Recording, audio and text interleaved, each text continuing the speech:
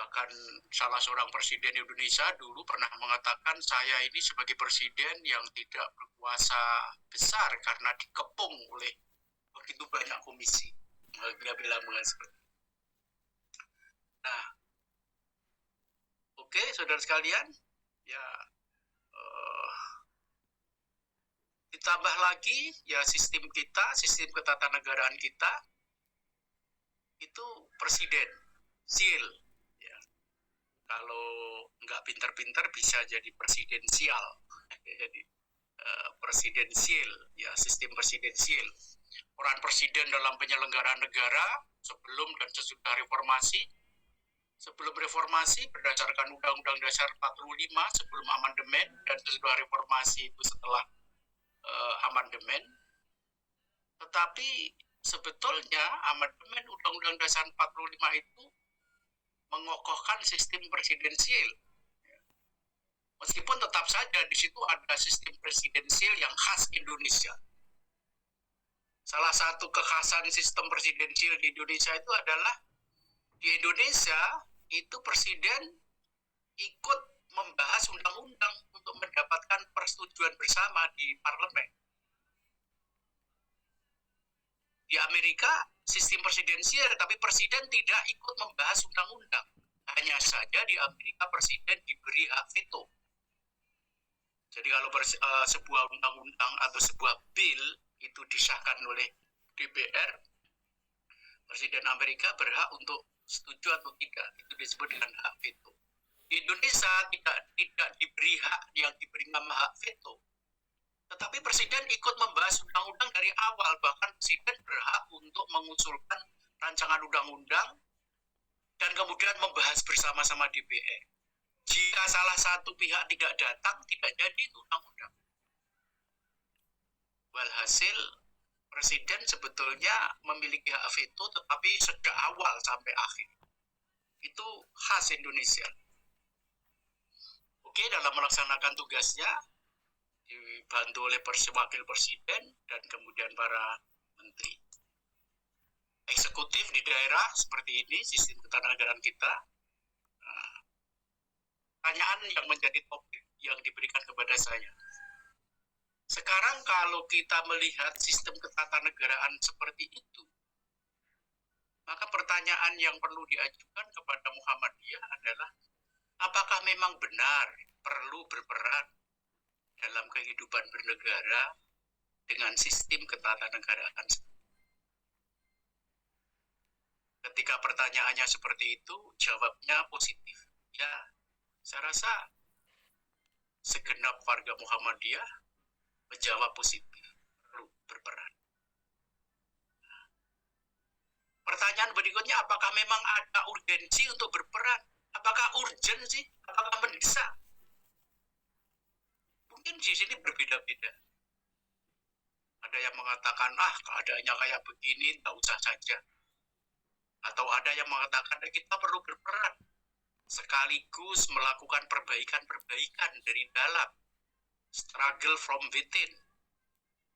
Ya. Dua-duanya saya rasa tidak ada masalah. Orang bisa struggle from within, bisa struggle from without. Bisa berjuang dari dalam atau bisa berjuang dari luar. Nah, jika jawabannya positif bahwa Muhammadiyah perlu berperan dalam sistem ketatanegaraan Indonesia yang seperti diuraikan secara simpel, karena memang simpel seperti tersebut di atas, bahkan temanya itu memperkuat peran. Saya ingatkan lagi saja, judul kita itu adalah memperkuat peran. Memperkuat peran, kan? Bukan hanya berperan, bahkan seminar ini mengambil formulasi memperkuat peran. Nah, jika positif, maksudnya ya oke, harus berperan, perlu berperan, urgen untuk berperan. Pertanyaan berikutnya adalah, apakah berperan dalam penyelenggaraan negara cukup dengan konsep ide? Itu peran. Ya, kita memberikan konsep-konsep, memberikan ide-ide, memberikan usulan-usulan, memberikan gagasan-gagasan. Itu sudah berperan juga. termasuk berperan dalam bentuk kritik seperti Pak Rektor tadi. Itu peran itu kritik. Bisa juga mengambil format atau modus demonstrasi. Bisa juga berperan sebagai oposisi. Karena oposisi itu sangat penting dalam penyelenggaraan negara agar terjadi sebuah equilibrium. Karena filosofinya adalah manusia itu makhluk yang mudah tergoda untuk berbuat salah. Maka perlu koreksi, perlu kritik, perlu penyeimbang. Itu bentuk peran Muhammadiyah dan peran politik Muhammadiyah dalam sistem ketatanegaraan Indonesia. Bisa dalam bentuk itu, ide, gagasan, kritik, amar ma'ruf nahi mungkar. Atau peran yang bersifat personal, yaitu ada representasi dari Muhammadiyah untuk ikut berperan menjadi penyelenggara negara. Ya, baik sebagai personal atau eksponensial, tetapi intinya sebagai representasi Muhammadiyah. Nah, biasanya kalau orang berbicara peran itu lebih melihat ke yang bentuk ini daripada bentuk yang kedua. Daripada bentuk yang pertama tadi, secara konseptual, ide-ide, gagasan, kritik, demonstrasi, oposisi, ngomel-ngomel gitu ya. Itu peran juga. Tapi biasanya orang menyebut peran itu ya yang kedua itu sebagai secara personal. Ada yang di sini. Oke, supaya waktunya cukup. Apakah urgent peran Muhammadiyah? Kita bisa melihat urgensi teologis, urgensi historis, urgensi teleologis, urgensi pragmatis, urgensi psikologis, dan last but not least tentu saja urgensi personal. Kita lihat satu persatu. Urgensi teologis. Ya, Muhammadiyah itu gerakan Islam yang tentu anti-sekulerisme.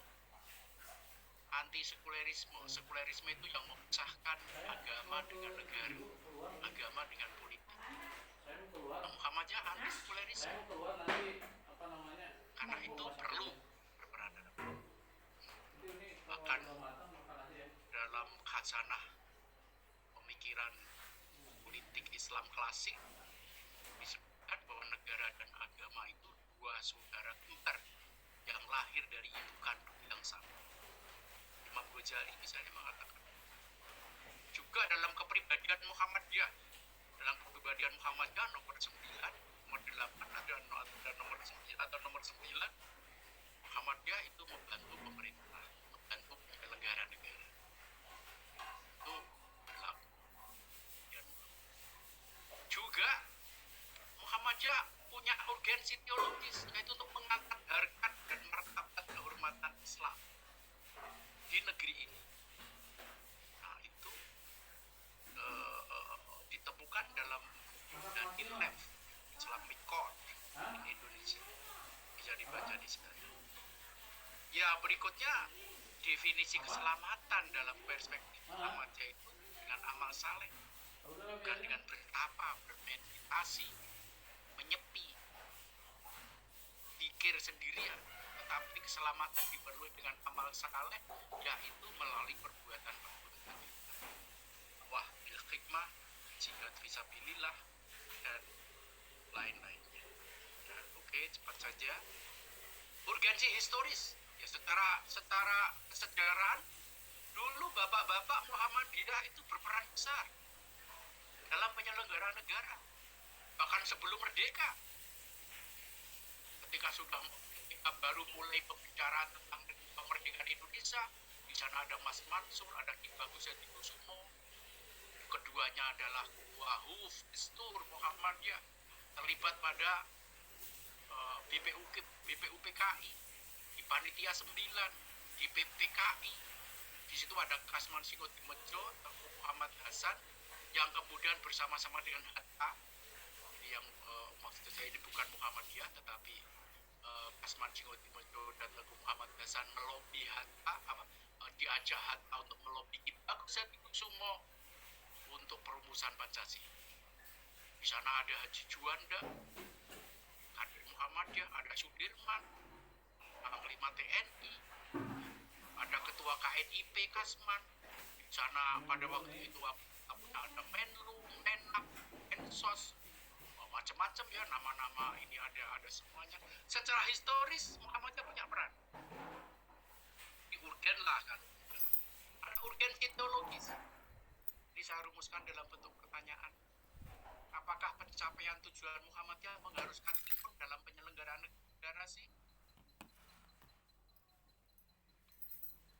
Lalu berikutnya, apakah musuh-musuh Muhammadiyah kalau ada harus dihadapi dengan bantuan kekuasaan negara? Apakah Muhammadiyah mempunyai obsesi atau setidaknya ambisi atau diperhalus aspirasi kepemimpinan nasional di negeri ini? Silahkan dijawab oleh saudara-saudara sekalian. Nah, itu akan menunjukkan ada urgensi tidaknya secara teleologis, teleologis. Oke. Nah, urgensi pragmatis, ya sifatnya jangka pendek, pragmatis. Misalnya apakah AUM seperti Universitas Muhammadiyah Jakarta memerlukan dukungan politik atau dukungan kekuasaan? Apakah dakwah memerlukan payung kekuasaan? Apakah perkembangan dan kebesaran Muhammadiyah memerlukan payung kekuasaan negara? Apakah Muhammadiyah eksistensinya terancam jika dimusuhi kekuasaan? Apakah kader-kader Muhammadiyah memerlukan saluran untuk berperan? Nah, itu urgensi yang sebetulnya bersifat pragmatis, lebih di bawah dari apa yang saya sebutkan urgensi teologis, teleologis, dan mungkin dalam batas-batas yang tertentu urgensi historis. Ada urgensi psikologis. Ini biasanya anak-anak muda. Biasanya kalau dirumuskan dengan kalimat pertanyaan, apakah gengsi Muhammadiyah itu memerlukan politik sebagai bagian dari penyelenggara negara? Apakah gengsi Muhammadiyah itu memerlukan punya politik, punya pimpinan MPR, punya gubernur? Apakah prestasi Muhammadiyah juga perlu demikian? Kenapa? Sebagai gerakan yang lahir jauh sebelum kemerdekaan, sebelum negara ini ada. Apakah reputasi Muhammadiyah memerlukan itu juga? Nah, itu psikologis. Kemudian gengsi, prestasi dan reputasi. Tapi mungkin juga ada urgensi personal. Absah, ada kecurigaan, meskipun ada kecurigaan hanya aspirasi personal saja. Nah, itu karena kekecewaan. Bukan, bisa juga sebaliknya karena kepuasan. Ya. Itu bukan keinginan lembaga atau organisasi, tapi bersifat eksponensial. Ini aktor non lembaga. Tapi ambak-ambak aktor non lembaga itu penting. Apalagi dalam teori-teori sosial postmodernisme, itu peran aktor atau agensi itu lebih mendapatkan penekanan daripada